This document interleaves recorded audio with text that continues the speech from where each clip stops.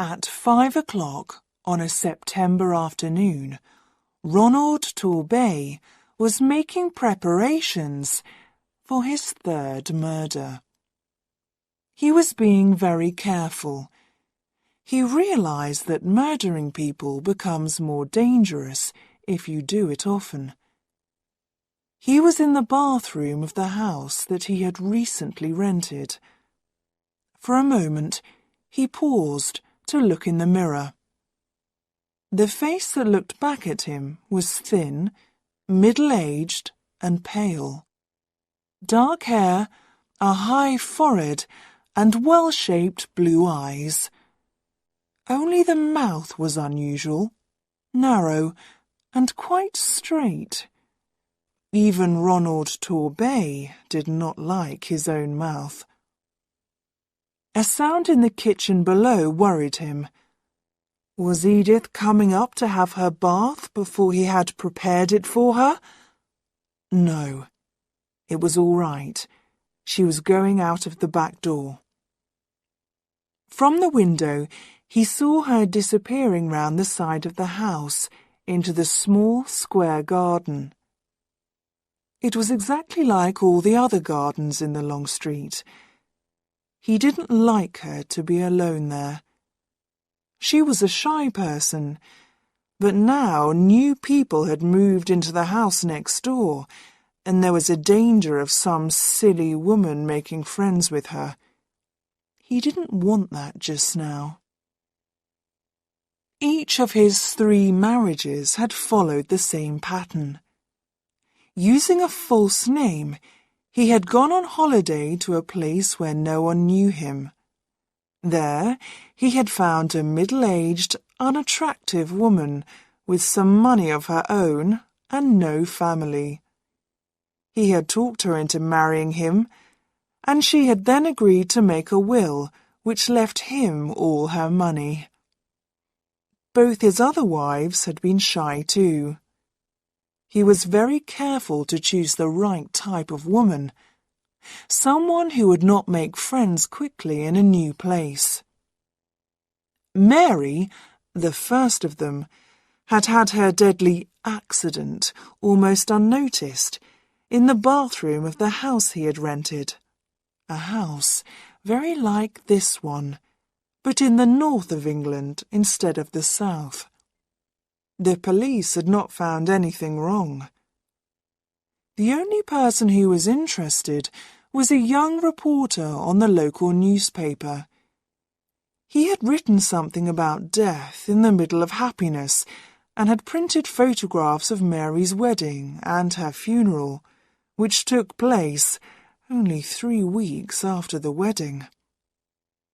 Dorothy had given him a little more trouble. It was not true that she was completely alone in the world, as she had told him.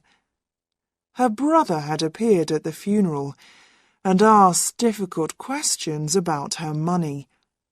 There had been a court case, but Ronald had won it, and the insurance company had paid him the money. All that was 4 years ago. Now, with a new name, a newly invented background, and a different area to work in, he felt quite safe. From the moment he saw Edith, sitting alone at a little table in the restaurant of a seaside hotel, he knew she was his next subject. He could see from her face that she was not happy, and he could also see that she was wearing a valuable ring. After dinner, he spoke to her. She did not want to talk at first, but in the end, he managed to start a conversation. After that, everything went as he expected. His methods were old-fashioned and romantic, and by the end of a week, she was in love with him. Her background was very suitable for Ronald's purpose. After teaching at a girls' school for 10 years, she had gone home to look after her sick father and had stayed with him until he died. Now, aged 43, she was alone, with a lot of money, and she didn't know what to do with herself. 5 weeks after they met, Ronald married her, in the town where they were both strangers. The same afternoon, they both made a will, leaving all their property to each other. Then they moved into the house which he had rented cheaply because the holiday season was at an end. It was the most pleasant of his marriages. He found Edith a cheerful person, and even quite sensible, except that it was stupid of her to believe that a man would fall in love with her at first sight. Ronald knew he must not make the mistake of feeling sorry for her. He began to make plans for her future, as he called it. 2 things made him do this earlier than he intended. One was the way she refused to talk about her money. She kept all her business papers locked in a desk drawer and refused to discuss them. His other worry was her unnecessary interest in his job. Ronald had told Edith that he was a partner in an engineering company, which was giving him a long period of absence. Edith accepted the story, but she asked a lot of questions and wanted to visit his office and the factory. So Ronald had decided that it was time to act. He turned from the window and began to run water into the bath. His heart was beating loudly, he noticed. He didn't like that. He needed to keep very calm. The bathroom was the only room they had painted. He had done it himself soon after they arrived. He had also put up the little shelf over the bath, which held their bottles and creams, and a small electric heater. It was a cheap one, with 2 bars, and it was white, like the walls, and not too noticeable. There was no electric point in the bathroom, but he was able to connect the heater to a point just outside the door. He turned on the heater now and watched the bars become red and hot. Then he went out of the room. The controls for all the electricity in the house were inside a cupboard at the top of the stairs. Ronald opened the door carefully and pulled up the handle which turned off the electricity. He had a cloth over his hand so that he would not leave fingerprints. Back in the bathroom, the bars of the heater were turning black again. Still using the cloth, he lifted the heater from the shelf and put it into the bath water at the bottom end of the bath. Of course, you could still see it. It looked as if it had fallen off the shelf by accident. Edith was coming back from the garden. He could hear her moving something outside the kitchen door. He pulled a small plastic bottle out of his pocket and began to read again the directions on the back. A small sound behind him made him turn suddenly. There was Edith's head, only 2 meters away, appearing above the flat roof of the kitchen which was below the bathroom window. She was clearing the dead leaves from the edge of the roof. She must be standing on the ladder which was kept outside the kitchen door. He stayed calm. "What are you doing there, dear?" Edith was so surprised that she nearly fell off the ladder. "Oh, you frightened me. I thought I'd just do this little job before I came to get ready.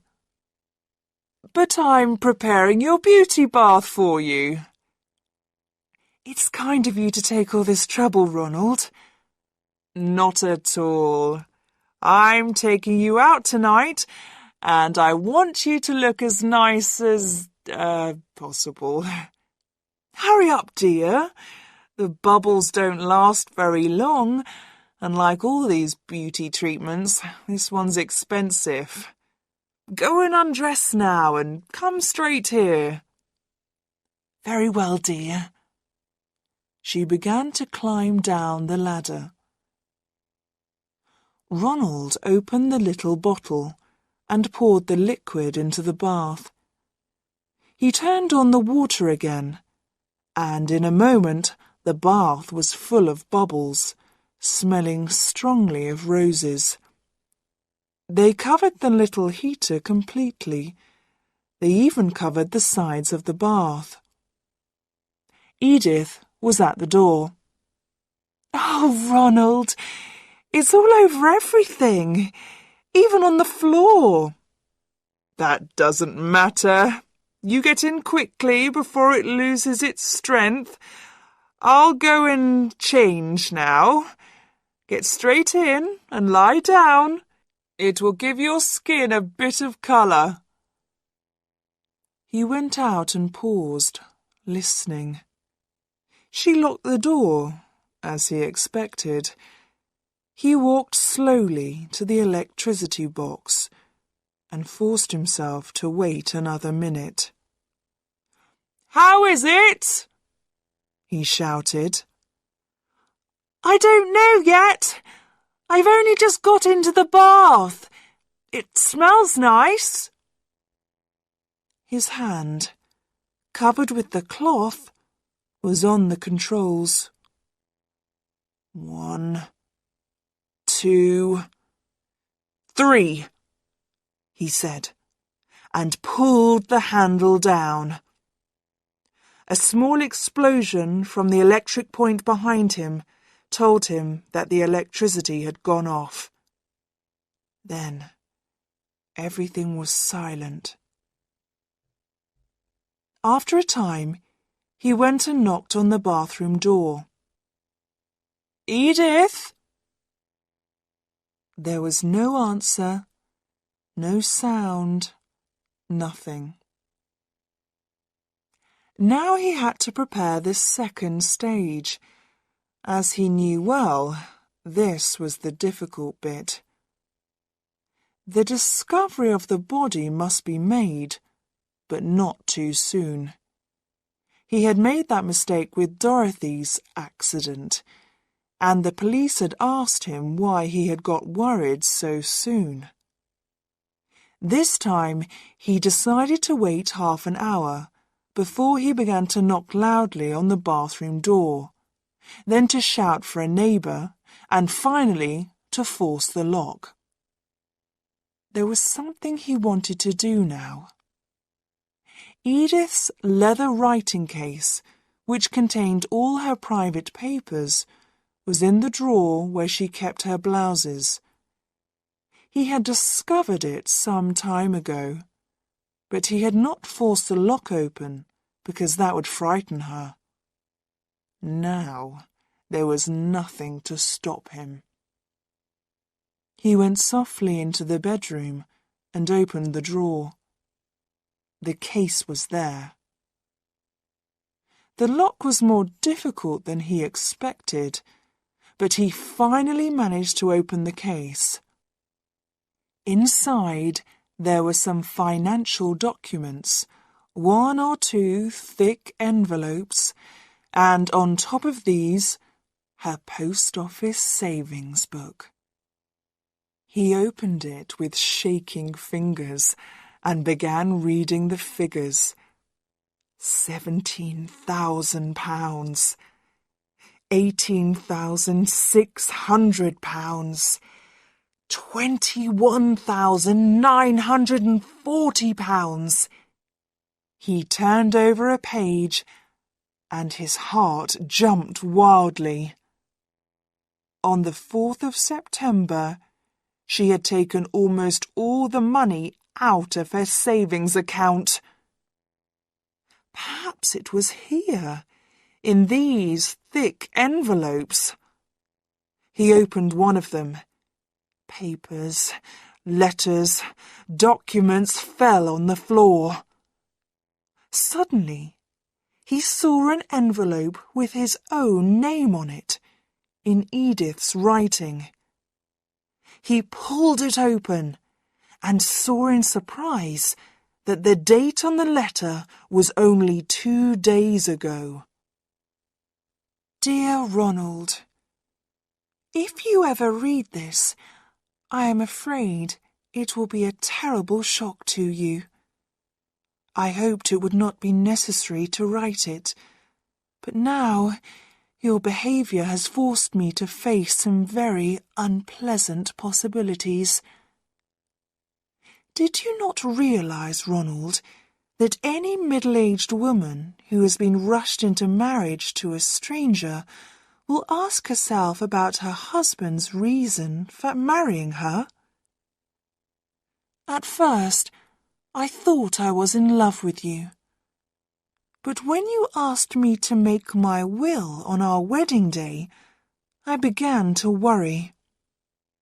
And then, when you started making changes to the bathroom in this house, I decided to act quickly. So I went to the police. Have you noticed that the people who have moved into the house next door have never spoken to you? Well, they are not a husband and wife, but a police inspector and a policewoman. The policewoman showed me 2 pieces from old newspapers, both about women who had died from accidents in their baths soon after their marriages. Both pieces included a photograph of the husband at the funeral. They were not very clear, but I was able to recognize you. So, I realized that it was my duty to agree to do what the inspector asked me to do. The police have been looking for the man since the photographs were given to them by your second wife's brother. The inspector said the police needed to be sure that you were guilty. You must be given the opportunity to try the crime again. That's why I am forcing myself to be brave and to play my part. I want to tell you something, Ronald. If one day you lose me, out of the bathroom, I mean, you will find that I have gone out over the kitchen roof and am sitting in the kitchen next door. I was stupid to marry you, but not quite as stupid as you thought. Yours, Edith. Ronald's mouth was uglier than ever when he finished reading the letter. The house was still quiet.